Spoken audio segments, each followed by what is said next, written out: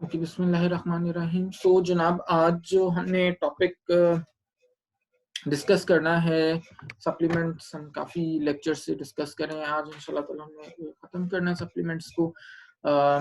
अच्छा, उससे पहले स्टार्ट करने से पहले 2-3-4 बेटे ज़रूरी चीज़ें। पहली चीज़ तो ये कि ओके, आज तो there is this extraordinary situation जहाँ पे स्लेट की मेंटेनेंस हो रही है, उसकी वजह से आपका लॉगिन नहीं हो सक रहा है या वो एरर आ रहा है। आज शाम 6 बजे तक वो ठीक हो जाएगा, ठीक है इंशाल्लाह। कल से हमारी जो भी क्लास होगी वो आपने लेनी है स्लेट के थ्रू, सो दैट आपका जो भी रिकॉर्ड है, अटेंडेंस है, वो सारी स्लेट के ऊपर होगी, ठीक है। सो आप लोगों ने सबने स्लेट के थ्रू लॉगिन होना है और उसके ऊपर लॉगिन होके ही आपने क्लास लेनी है, ठीक है जी। पहली चीज तो ये हो गई। दूसरी चीज ये कि जैसे कल आपके साथ मैंने शेयर भी किया था, आप लोग की असाइनमेंट मैंने डाल दी है स्लेट के ऊपर, उसमें 5-6 दिन आपको एक्स्ट्रा भी दे दिए हैं और आपने स्लेट के ऊपर अपलोड करनी है असाइनमेंट, ठीक है। मुझे कल 1-2 लोग का मैसेज आया था कि जी वहाँ पे अपलोड नहीं हो रही, तो वो शायद मेंटेनेंस वाला ही प्रॉब्लम है। आज शाम 6 बजे के बाद आप करोगे तो वहाँ पे अपलोड हो जाएगी, ठीक है। 2 बातें हो गई। तीसरी बात जनाब ये थी कि हाँ, तीसरी बात क्या थी? तीसरी बात ये थी कि हमारा आपको पता है ज़ूम का जो सेशन होता है वो 40 मिनट्स के बाद ये क्लास या ये सेशन डिस्कनेक्ट हो जाता है, ठीक है। तो उसके अंदर हमने ये करना है कि जब 40 मिनट्स के बाद ये डिस्कनेक्ट होगा तो आप सारे लोग जब स्लेट से लॉगिन होगे तो स्लेट वाला जो पेज है उसको रिफ्रेश करोगे, और जब जूम से लॉगिन होगे जैसे आज आप सब हुए हुए हो तो जूम को एग्जिट करोगे और आप उसको वापस से लॉगिन करोगे तो आप दोबारा से सेम सेशन के अंदर पहुंच जाओगे। यानी हमारी 2 क्लासेस हुआ करेंगी 40-40 मिनट्स की, जो मैंने आप लोग को मैसेज भी कन्वे करवाया था, ठीक है। बीच में हम देख लेंगे 5-7 मिनट का अगर ब्रेक रखना हुआ तो हम वो रख लेंगे। अदर देन दैट आप दोबारा से उन्हीं लिंक्स को, चाहे जूम है चाहे स्लेट है, उन्हीं को रिफ्रेश करोगे दोबारा से, तो आप उसी क्लास में उसी सेशन में आ जाओगे, ठीक है। जैसे आज हमारा अभी ये टॉपिक खत्म होगा, उसके बाद ये क्लास जब एंड होगी तो आपने दोबारा से रिफ्रेश करना है, लॉग आउट एग्जिट करके वापस लॉग इन करना है जूम को, तो आप लोग दोबारा से मेरे साथ सेकंड सेशन के अंदर आ जाओगे, ठीक है जी। और लास्ट आपका क्विज भी आपको पता ही है 6 मई को है इंशाल्लाह ताला प्लान। तो उसके अंदर जनाब आपका जो भी होगा सिर्फ और सिर्फ स्लेट के थ्रू ही हो सकेगा। तो आप लोगों ने मेक श्योर करना है कि 6 मई से पहले पहले आप लोगों का स्लेट के ऊपर जो है वो लॉग इन इजीली हो जाए, ठीक है। क्योंकि स्लेट पे अगर नहीं होगा तो फिर क्विज नहीं हो सकता, ठीक है जी। हम आज का अपना टॉपिक स्टार्ट करते हैं। आज 2-3 बेटे हमारे सप्लीमेंट्स लास्ट में रह गए हैं। सबसे पहले जो हमने इनमें डिस्कस करना है दैट इज स्टीरॉइड सप्लीमेंट्स, या जिसको टेस्टोस्टेरोन बूस्टर्स भी कहते हैं, प्री हार्मोन्स या प्रो हार्मोन्स भी कहते हैं। अच्छा, अब इन सप्लीमेंट्स के अंदर होता क्या है बेसिकली, आपको पता है कि टेस्टोस्टेरोन मेजर मेल हार्मोन है। होता फीमेल्स में भी है लेकिन फीमेल्स में लेवल्स बहुत कम होते हैं, मेल्स में लेवल्स इसके ज्यादा प्रोनाउंस्ड होते हैं, ठीक है। अच्छा, अब जो ये प्री हार्मोन सप्लीमेंट्स हैं बेसिकली ये these are composed of weak steroid compound, synthetic steroid compounds के बने हुए होते हैं। स्टीरॉइड्स आपको पता है बॉडी में नेचुरली भी प्रोड्यूस होते हैं, और फिर बॉडी में नेचुरली जब स्टीरॉइड्स प्रोड्यूस होते हैं तो ये जाके कन्वर्ट होते हैं टेस्टोस्टेरोन के अंदर, ठीक है। और टेस्टोस्टेरोन जैसे मैंने बताया ये मेल सेक्स हार्मोन है बेसिकली। और ये जो सप्लीमेंट्स हैं ये यही क्लेम करते हैं कि हमारे जब सप्लीमेंट्स को आप कंज्यूम करेंगे because they have increased quantities of steroids, यानी जब आप स्टीरॉइड ज्यादा लेंगे इन सप्लीमेंट्स के थ्रू तो ये स्टीरॉइड्स आपको इवेंचुअली ज्यादा दे रहे होंगे। टेस्टोस्टेरोन लेवल ज्यादा होंगे तो आपका जो मस्कुलर मैस है वो ज्यादा होगा, मसल ज्यादा बिल्ड होगा, और जो पोस्ट एक्सरसाइज मसल डैमेज है वो आपका कम होगा, ठीक है। This is what they claim, ये जो स्टीरॉइड सप्लीमेंट्स के मैन्युफैक्चरर्स हैं ये क्लेम करते हैं, ठीक है जनाब। अच्छा, अब एविडेंस क्या है हमारे पास? कोई ऐसी क्लिनिकल एविडेंस नहीं है जिससे हमें पता चले कि जब एथलीट्स टेस्टोस्टेरोन या स्टीरॉइड सप्लीमेंट्स लेते हैं तो जनाब उनकी जो मस्कुलर स्ट्रेंथ है वो इंक्रीज होती है या मसल गेन होता है, या ऑन द अदर हैंड उनका जो पोस्ट एक्सरसाइज मसल डैमेज है वो कम होता है। There is no such research which shows this, बल्कि 2 रिसर्चेस का रेफरेंस यहाँ पे दिया हुआ है। एक रिसर्च के अंदर उन्होंने जब सप्लीमेंट्स दिए स्टीरॉइड सप्लीमेंट्स दिए एथलीट्स को, तो उन्होंने देखा कि जनाब जो इंटरवेंशन ग्रुप था और जो कंट्रोल ग्रुप था, दोनों के अंदर मसल मास के को जब कंपेयर किया तो कोई सिग्निफिकेंट डिफरेंस नहीं था। सिमिलरली एक और स्टडी का रेफरेंस यहाँ पे दिया हुआ है कि जब 8 वीक्स की सप्लीमेंटेशन उन्होंने एथलीट्स की विद स्टीरॉइड सप्लीमेंट्स, तो उन्होंने देखा कि there was no increase in muscle strength और मसल मास, और उन्होंने यही कंक्लूड किया कि steroid supplements are useless for athletes और इसका कोई बेनिफिट एडिशनल नहीं है एथलीट्स को। Does an athlete need them? अच्छा, सबसे पहली चीज तो ये कि कोई इफेक्ट है या नहीं है। इंटरनेशनल ओलंपिक्स कमेटी आईओसी ने स्टीरॉइड सप्लीमेंट्स को या टेस्टोस्टेरोन सप्लीमेंट्स को बैन किया हुआ है, ठीक है। जब बैन किया हुआ है तो इसका मतलब ये है कि इनको हम एथलीट्स को रेकमेंड कभी भी नहीं कर सकते। अगर वो एथलीट को let's assume for a minute कि अगर वो एथलीट के लिए किस तरह से बेनिफिशियल भी है, अगर वो उनको यूज करेगा, बैन हो जाएगा, डोप टेस्ट पॉजिटिव आ जाएगा और उसका जो करियर है उसके लिए डेफिनेटली वो काफी ज्यादा डेट्रीमेंटल होने वाली चीज, तो कोई फायदा नहीं है। हम कभी भी एथलीट्स को रेकमेंड नहीं कर रहे होते। कोई साइड इफेक्ट्स हैं क्या इनके यूज करने के, स्टेरॉइड सप्लीमेंट्स के, टेस्टोस्टेरोन बूस्टर्स के? अच्छा, पहली चीज तो ये कि ये सप्लीमेंट्स बेसिकली आपकी एस्ट्रोजन लेवल्स को इनहेंस कर सकते हैं। अच्छा, मेल्स में जब एस्ट्रोजन लेवल्स इनहेंस होंगे तो उससे जो सबसे ज्यादा प्रोनाउंस इफेक्ट आता है वो है गायनिकोमेस्टिया का, यानी गायनिकोमेस्टिया कहते हैं एनलार्ज्ड मेल ब्रेस्ट, ठीक है।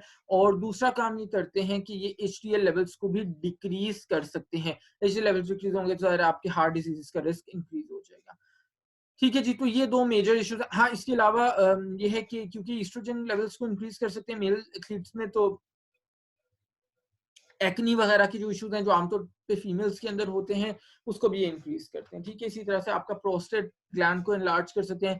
प्रोस्टेट ग्लैंड लार्ज होने के साथ साथ प्रोस्टेट कैंसर की तरफ भी आपको लेके जा सकते हैं। सो ऑल इनके साइड इफेक्ट्स काफी सारे हैं, चाहे वो प्रोस्टेट हो, चाहे वो आपका एचडीएल हो यानी हार्ट डिजीज हो, और चाहे वो आपका एक्नी हो। तो काफी सारे इसके साइड इफेक्ट्स हैं। और इससे बढ़ के ये कि आईओसी ने, इंटरनेशनल ओलंपिक्स कमेटी ने इसको बैन किया हुआ है, तो हम कभी भी एथलीट्स के लिए ये रिकमेंड नहीं कर रहे होंगे। सेकंड नंबर पे हमारे पास है जी टॉरिन सप्लीमेंट्स। टॉरिन आपको पता है it's a non essential amino acid जो बॉडी में नेचुरली प्रोड्यूस होता है। नॉन एसेंशियल अमाइनो एसिड है तो इसका मतलब है हमें फूड से या डाइट से नहीं चाहिए। वैसे इसको जो फूड सोर्सेज हैं वो एनिमल सोर्सेज हैं, फिश है, एग है, मिल्क है, मीट है, ठीक है। और मसल टिश्यूज की अगर बात की जाए तो second most abundant amino acid है ये मसल टिश्यूज के अंदर, ठीक है। सिंगल सप्लीमेंट के तौर पे भी टॉरिन आता है और it also comes as a part of the other protein supplements, यानी ऐसे प्रोटीन सप्लीमेंट्स के अंदर भी ये होता है जो जिनके अंदर एक या एक से ज्यादा सब प्रोटीन या अमाइनो एसिड्स होते हैं, और टॉरिन के सप्लीमेंट्स भी हमें मिल जाते हैं, ठीक है। और इनका क्लेम क्या है, just like any other protein और अमाइनो एसिड, आपको पता है जो भी हम प्रोटीन सप्लीमेंट कंज्यूम करते हैं, अमाइनो एसिड सप्लीमेंट कंज्यूम करते हैं, उसके अंदर क्लेम यही होता है कि जनाब ये आपकी मस्कुलर स्ट्रेंथ को इंक्रीज करता है, मसल मास को गेन करता है, पोस्ट एक्सरसाइज मसल डैमेज को, मसल सोरनेस को कम करता है, ठीक है। तो एग्जैक्टली सेम टॉरिन सप्लीमेंट्स के भी क्लेम्स हैं। अच्छा, अब इसके क्लेम्स की बेसिस क्या है? बेसिकली सबसे पहले तो ये चीज को अंडरस्टैंड करने की जरूरत है कि टॉरिन के बॉडी के अंदर रोल्स क्या क्या हैं। टॉरिन के बहुत सारे मल्टीपल इंपॉर्टेंट रोल्स हैं बॉडी के अंदर। सबसे पहले ब्रेन को और सेंट्रल नर्वस सिस्टम की जो फंक्शनिंग है उसको स्मूथ करता है, ब्लड प्रेशर को रेगुलेट करता है, फैट के डाइजेशन में हेल्प करता है। फिर जनाब इसी तरह से फैट सॉल्युबल जो विटामिन हैं ए डी ई के, उनके एब्जॉर्प्शन के अंदर असिस्ट करता है। फिर ब्लड कोलेस्ट्रॉल लेवल्स को कंट्रोल करता है। सो बहुत सारे फंक्शंस हैं बेसिकली टॉरिन के हमारी बॉडी के अंदर। और दूसरी चीज ये कि ये किस बेसिस के ऊपर हम इसको सप्लीमेंटल फॉर्म के अंदर यूज कर रहे होते हैं। अच्छा जी, मायोसिंस को जब मेरा तो ख्याल से बड़ी कॉमन सी चीजें आपको पता होंगी। अच्छा, मैं स्लो हो जाता हूँ बेटे। सो बेसिकली हमारी बॉडी में किस बेसिस के ऊपर इसको हम सप्लीमेंट्स में, सॉरी, किस बेसिस के ऊपर इसको हम यूज करते हैं, वो बेसिस बेसिकली ये है कि इट इज थॉट कि टॉरिन बिल्कुल उसी वे में एक्ट करता है जैसे हमारी इंसुलिन एक्ट करती है। यानी टॉरिन को जब हम कंज्यूम करते हैं तो बेसिकली हमारे अमाइनो एसिड्स को ले जाता है मसल सेल्स की तरफ, ठीक है। जैसे आपकी इंसुलिन जो है वो शुगर को ब्लड स्ट्रीम से ले जाती है सेल्स की तरफ, ठीक है। तो उसी तरह से इट इज थॉट कि टॉरिन को जब हम यूज करते हैं सप्लीमेंटल फॉर्म में, तो टॉरिन क्या करता है कि अमाइनो एसिड्स को, जो ब्लड स्ट्रीम में अमाइनो एसिड्स होते हैं, उनको ले जाता है मसल सेल्स में। जब अमाइनो एसिड्स इंक्रीज क्वांटिटीज में मसल सेल्स के अंदर जाएंगे तो क्या होगा, मसल सेल्स का वॉल्यूम इंक्रीज करेगा और उनका जो प्रोटीन टर्नओवर है वो इंक्रीज होगा। प्रोटीन टर्नओवर का मतलब है यानी कि प्रोटीन सिंथेसिस। और जब प्रोटीन टर्नओवर इंक्रीज होगा तो आपका प्रोटीन का ब्रेकडाउन एक्चुअली डिक्रीज हो रहा होगा। ठीक है, तो दिस इज द थ्योरी। मैं रिपीट कर देता हूँ, यानी कि वो ये कह रहे हैं कि taurine supplements are thought to work in a way similar to insulin. यानी इंसुलिन का काम क्या होता है, इंसुलिन का काम ये होता है कि ब्लड स्ट्रीम में जो आपकी शुगर होती है उनको, उस शुगर को पिक करता है और ले जाता है आपकी सेल्स के पास ताकि उनको एनर्जी मिल सके। ठीक है, अब टॉरिन का जो काम है वो भी रिसर्चर्स का ख्याल है, साइंटिस्ट का ख्याल है कि वो भी बिल्कुल सिमिलर वे में काम करता है। टॉरिन क्या करता है कि जो ब्लड स्ट्रीम के अंदर अमाइनो एसिड्स पड़े हुए होते हैं, उन अमाइनो एसिड्स को पिक करता है और मसल सेल्स के पास ले जाता है। मसल सेल्स के पास जब ले जाएगा तो क्या होगा, मसल सेल्स का वॉल्यूम इंक्रीज करेगा। जब मसल सेल्स का वॉल्यूम इंक्रीज करेगा तो प्रोटीन का जो टर्नओवर है वो इंक्रीज करेगा। प्रोटीन का टर्नओवर यानी प्रोटीन की प्रोडक्शन जब इंक्रीज करेगी तो प्रोटीन का ब्रेकडाउन एक्चुअली कम होगा। So this is how taurine is thought to help. Evidence क्या है, हमारे पास कोई एविडेंस नहीं है कि जनाब टॉरिन सप्लीमेंट्स लेने से जेन्युइनली ये चीजें होती हैं, ऐसा कुछ फायदा होता है या नहीं होता। अच्छा जी, टॉरिन को क्या एक एथलीट को लेना चाहिए या नहीं लेना चाहिए? अच्छा, एक एथलीट बेटे जब टॉरिन को ले रहा है फूड सोर्सेज से, जैसे मैंने बताया एनिमल सोर्सेज से, मीट से, मिल्क से, फिश से, एग से जब ले रहा होता है तो वहां पे उसका नेचुरली बॉडी में प्रोड्यूस भी हो रहा है फूड। अगर वो नॉन वेजिटेरियन एथलीट है तो उन फूड सोर्सेज से भी ले रहा है, तो there is no reason at all कि हम उसको रिकमेंड करें कि जनाब आप taurine as a single supplement other than this use करें। नॉन एसेंशियल अमाइनो एसिड है, हमारी बॉडी भी प्रोड्यूस कर रही है। इसके अलावा फूड में भी बड़े कॉमन ये सोर्सेज हैं, मिल्क, मीट, फिश। अगर आप नॉन वेजिटेरियन है तो डेफिनेटली आपकी डाइट में शामिल होती हैं चीजें, वहां से भी आपको टॉरिन मिलता है। तो कोई रीजन रह नहीं जाती कि हम लोग को कहें, एथलीट्स को कहें कि जनाब आप टॉरिन को एज अ सप्लीमेंट भी यूज किया। साइड इफेक्ट्स अगर हम बात करें तो फूड से तो कोई साइड इफेक्ट्स इसके नहीं है, या ऐसे सप्लीमेंट्स जहां पे ये in addition to other proteins या अमाइनो एसिड्स भी प्रेजेंट है, वहां से अगर हम इसको ले रहे हैं तो ये कोई ऐसा टॉक्सिक नहीं है हमारे लिए। हाँ, अगर टॉरिन को हम ऐसे सप्लीमेंट से ले रहे हैं जो कि सिंगल डोज सप्लीमेंट है, सॉरी, जैसे टॉरिन सप्लीमेंट अगर हम उसको उसी फॉर्म में ले रहे हैं जिसके अंदर और कोई इंग्रेडिएंट और कोई न्यूट्रिएंट एडेड नहीं है, तो फिर yes, there it can be toxic, और या वहां पे जाके फिर ये गड़बड़ कर सकता है, कोई साइड इफेक्ट्स इसके आ सकते हैं। ठीक है, तो ये आपने ध्यान में रखना। लास्ट जो हमारा सप्लीमेंट है इस चैप्टर का, दैट इज ZMA। ZMA बेटे stands for zinc monomethionine aspartate and magnesium aspartate. यानी हमें नाम से पता चल रहा है कि ये वो सप्लीमेंट है जो हमें जिंक देता है प्राइमरीली और मैग्नीशियम देता है प्राइमरीली। ठीक है, इसके साथ साथ ये वाला जो सप्लीमेंट है ये हमें विटामिन B6 भी दे रहा होता है और एस्पार्टेट भी दे रहा होता है। ठीक है, और इसकी जो मार्केट करने की रीजन है, अनीका मंसूर का क्वेश्चन है, sir can we recommend taurine to vegetarian athlete? हाँ, हम कर सकते हैं बेटे, बिल्कुल। वेजिटेरियन एथलीट अगर है तो हम उसको टॉरिन सप्लीमेंट रिकमेंड कर सकते हैं। बस उसमें आपने इस चीज का जरूर ध्यान रखना है कि आप उनको ये रिकमेंड करो बजाय इसके किसी taurine as a single supplement लें टॉरिन, क्योंकि उसमें टॉक्सिसिटी होने का चांस ज्यादा है। तो टॉरिन को आप ऐसे रिकमेंड कर दो कि वो वाला प्रोटीन सप्लीमेंट वो चूज करें जिसके अंदर टॉरिन भी as one of the ingredients present है, तो फिर आप बिल्कुल वेजिटेरियन एथलीट्स को रिकमेंड कर सकते हैं। ठीक है, अच्छा, सो ZMA क्या मैं बता रहा था कि इसके अंदर जिंक है प्राइमरीली, इसके अंदर मैग्नीशियम है, इसके अंदर विटामिन B6 है और इसके अंदर एस्पार्टेट है, और ये भी as a testosterone booster market किया जाता है हमारे एथलीट्स के लिए। ठीक है, अच्छा, बेसिकली ZMA सप्लीमेंट्स करते क्या है, डेफिनेटली जिंक, मैग्नीशियम, B6 से जो फंक्शन है वही ये लोग क्लेम कर रहे होते हैं। जिंक का आपको पता है बड़ा इंपॉर्टेंट रोल होता है हमारी रिप्रोडक्टिव लाइफ के अंदर, हमारे जो हार्मोन्स हैं उनकी फंक्शनिंग के अंदर, स्पेशली मेल जो हार्मोन्स है। ठीक है, तो ZMA बेसिकली कहता है कि ये क्लेम करता है कि वो आपको टेस्टोस्टेरोन की प्रोडक्शन को तकरीबन 30% इंक्रीज कर देता है और इसी तरह से मस्कुलर स्ट्रेंथ को तकरीबन 11% तक इंक्रीज कर देता है। ठीक है, और वो ये कहता है कि जनाब हमारा जो जाहिर जिंक है वो सेल रिप्रोडक्शन में उसका इंपॉर्टेंट रोल है, टेस्टोस्टेरोन की प्रोडक्शन में इंपॉर्टेंट रोल है। यानी इन शॉर्ट कि अगर हमारी बॉडी में जिंक की डेफिशिएंसी होती है तो जो एनाबॉलिक हार्मोन्स हैं हमारे वो कम हो जाते हैं। एनाबॉलिक वो वाले हार्मोन्स होते हैं जो हमारे सिंथेटिक प्रोसेसेस में हेल्प करते हैं। एनाबॉलिक हार्मोन्स कम होंगे तो इसका मतलब है आपकी बॉडी का जो मस्कुलर मास है या मस्कुलर स्ट्रेंथ है वो डिक्रीज होता है। Afifa is asking testosterone booster क्यों दिया जाता है एथलीट्स को? टेस्टोस्टेरोन बूस्टर बेटा इसलिए दिया जाता है सो दैट उनके जो मस्कुलर स्ट्रेंथ है वो इंक्रीज हो सके और मसल मास गेन हो सके। ठीक है, इसलिए देते हैं टेस्टोस्टेरोन बूस्टर्स। तो जिंक के अंदर जो है वो क्योंकि उसका जो रोल है वो सेल रिप्रोडक्शन में, ग्रोथ में, टेस्टोस्टेरोन की प्रोडक्शन में है, तो वो ये कह रहे हैं कि जनाब अगर आपके पास जिंक की अंडरलाइंग डेफिशिएंसी है और आप ZMA सप्लीमेंट्स को कंज्यूम करते हैं तो आपके लिए बड़ा बेनिफिशियल हो सकता है, ये उनका क्लेम है। ठीक है, magnesium on the other hand आपको पता है कोर्टिसोल के लेवल्स को डिक्रीज करती है और जनाब इसी तरह से अच्छा कोर्टिसोल लेवल्स डिक्रीज हो रहे हैं तो इसका मतलब है पोस्ट एक्सरसाइज जो आपके स्ट्रेस लेवल्स हैं, चाहे वो फिजियोलॉजिकल स्ट्रेस है वो उसको डिक्रीज कर रही होगी। ठीक है, और मैग्नीशियम की जब डेफिशिएंसी होती है तो अगेन आपका कैटाबॉलिज्म बॉडी में इंक्रीज होता है। जैसे हमने जिंक की बात की ना कि जब जिंक की डेफिशिएंसी होती है तो एनाबॉलिक हार्मोन्स कम होते हैं, तो इसी तरह से जब मैग्नीशियम की डेफिशिएंसी होती है तो आपके कैटाबॉलिज्म ज्यादा होते हैं, यानी जो ब्रेक डाउन वाले प्रोसेसेस हैं वो ज्यादा होते हैं। ठीक है, तो ZMA सप्लीमेंट जब आप लेते हो तो वो आपकी अंडरलाइंग जिंक डेफिशिएंसी को भी रेक्टिफाई करते हैं, मैग्नीशियम डेफिशिएंसी को भी ठीक करते हैं और as a result of that आपकी बॉडी के अंदर जिंक और मैग्नीशियम लेवल्स इंक्रीज करते हैं और आपके जो एनाबॉलिक प्रोसेसेस हैं वो ज्यादा होते हैं। क्या एक एथलीट को चाहिए? अच्छा, अगर हम स्ट्रेंथ एंड पावर एथलीट्स की बात करें और वो बहुत ज्यादा जब इंटेंस एक्सरसाइज करते हैं तो वहां पे तो ZMA सप्लीमेंट्स उनके लिए कुछ हद तक बेनिफिशियल हो सकते हैं क्योंकि जाहिर है आपको एडिशनल रिक्वायरमेंट्स हैं वहां पे।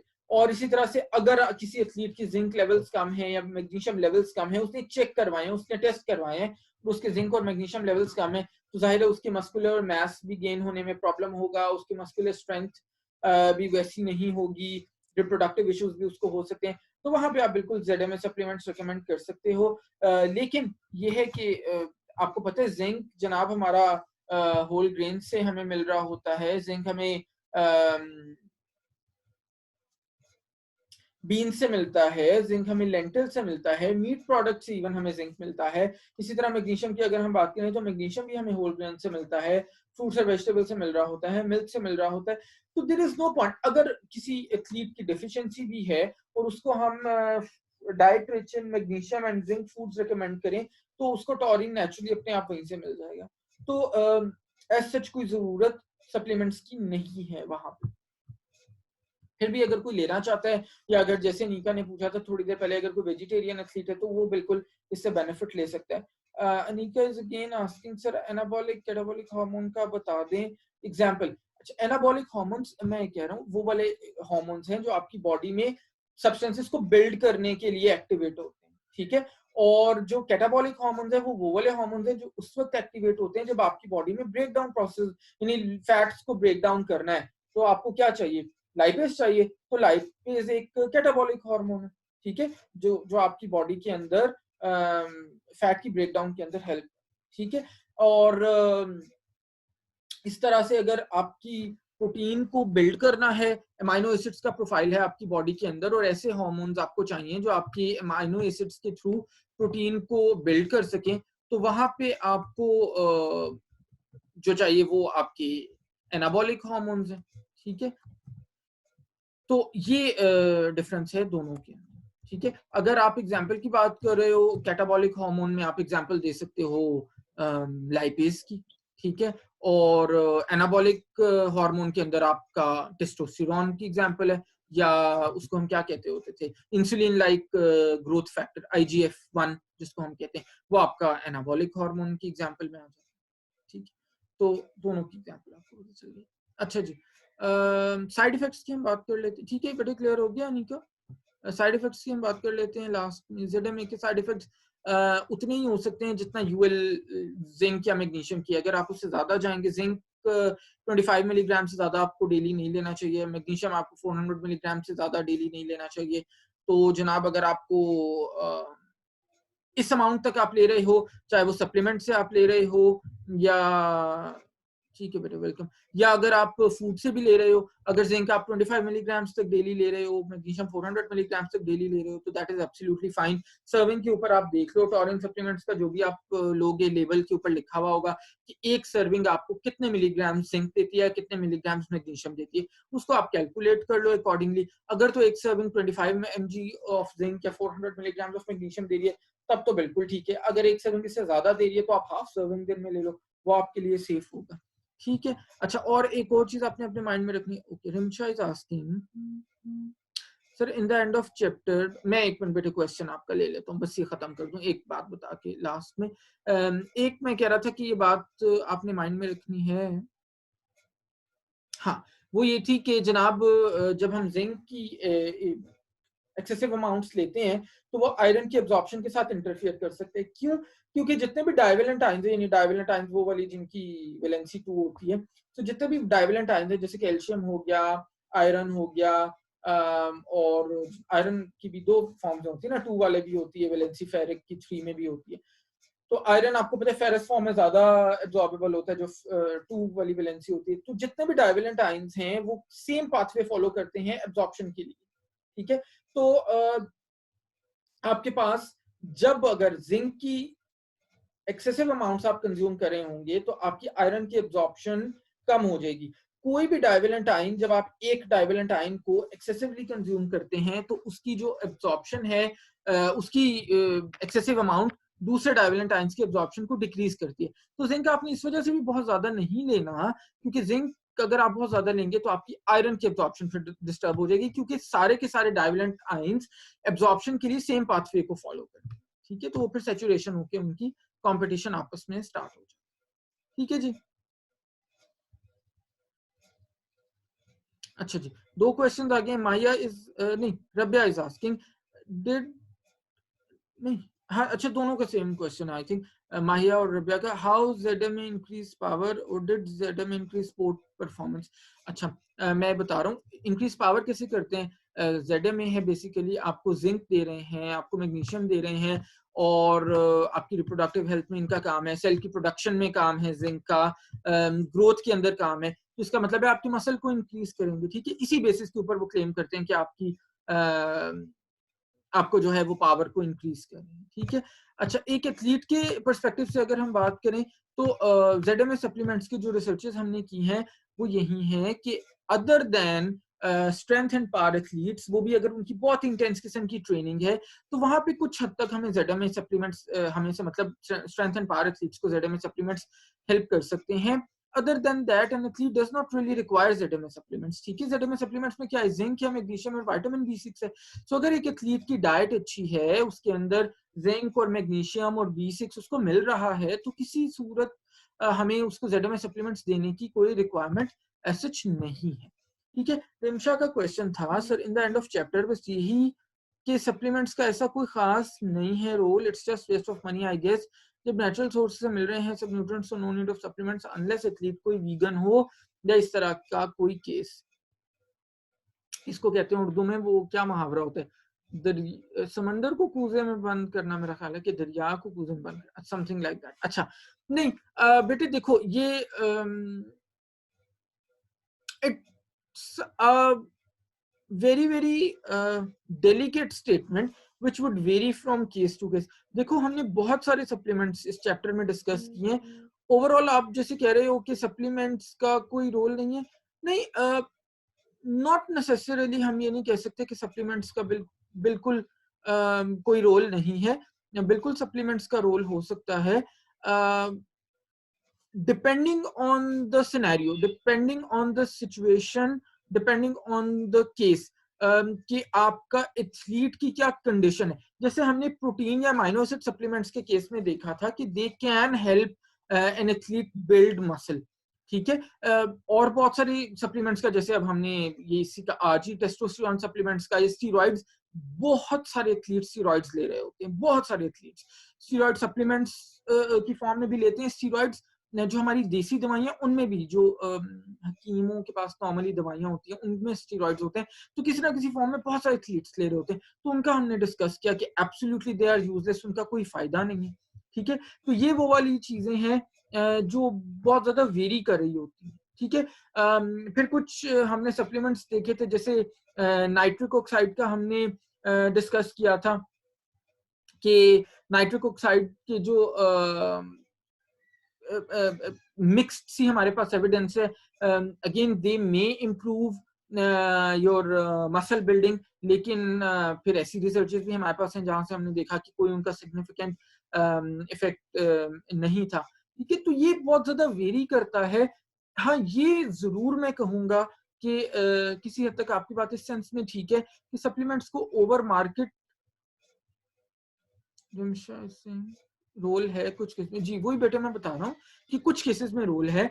कि ये मैं ज़रूर कहूँगा कि सप्लीमेंट्स बहुत ज़्यादा ओवर मार्केट करते हैं हमारे पास, और एथलीट्स भी इस बिलीफ के साथ उनको परचेज़ करते हैं कि नहीं, ये सप्लीमेंट्स लेने से कोई मिरेक्युलसली उनकी परफॉर्मेंस इंक्रीज़ होने वाली है या कोई मिरेक्युलसली उनका मसल बिल्ड होने वाला है, जस्ट लाइक हम जैसे कोई वेट लॉस सप्लीमेंट्स या ऐसी चीज़ें उनको कंज़्यूम करते हैं। तो उस बिलीफ के साथ आपको नहीं लेना चाहिए। बाकी इट्स अ गुड थिंग अगर देखो आपकी डाइट के साथ सप्लीमेंट आप ले रहे हो और वो आपको हेल्प कर रहा है without giving you side effects, तो इट इज गुड, आप उसको ले सकते हो। लेकिन लाइफ लॉन्ग किसी सप्लीमेंट को लेना या डाइट को बिल्कुल छोड़ देना, इग्नोर कर देना और सिर्फ इस चीज के ऊपर आ जाना कि जनाब आपका सप्लीमेंट ही आपको हर चीज करके देगा और सप्लीमेंट के ऊपर ही टोटली डिपेंडेंट हो जाना, वो दैट इज डेफिनेटली ठीक है। तो ये हमारा इन अ नटशेल ये कंक्लूजन हो सकता है इस चैप्टर का। ठीक है जी, that brings us to the end of the chapter. मैं यहाँ पे करूंगा डिस्कनेक्ट और हम लेंगे एक 10 मिनट का ब्रेक। 10 मिनट के बाद आप सबको यहीं पे वापस आना है और इन्हीं लिंक्स को रिफ्रेश करना है। जूम से ही फिलहाल आज आप लॉग इन कर रहे हो, जूम को ही आपने दोबारा इसी लिंक को प्रेस करोगे तो वापस आपकी ये क्लास मेरे साथ स्टार्ट हो जाएगी 10 मिनट के बाद। और फिर हम इंशाल्लाह अपना नेक्स्ट चैप्टर स्टार्ट करेंगे which is very very important, weight loss for athletes. और बड़ा इंटरेस्टिंग भी है, जाहिर है आपके बहुत सारे क्वेश्चंस भी होते हैं इसमें। थोड़ा सा हमारा फोकस जो है वो एथलीट्स के ऊपर रहेगा। बहरहाल जाहिर है बेसिक्स तो वही है वेट लॉस के जो भी है, सो उसको हम जरा डिटेल से देखेंगे कि क्या है, कैसे है और क्या जनाब हमने उसके अंदर करना है।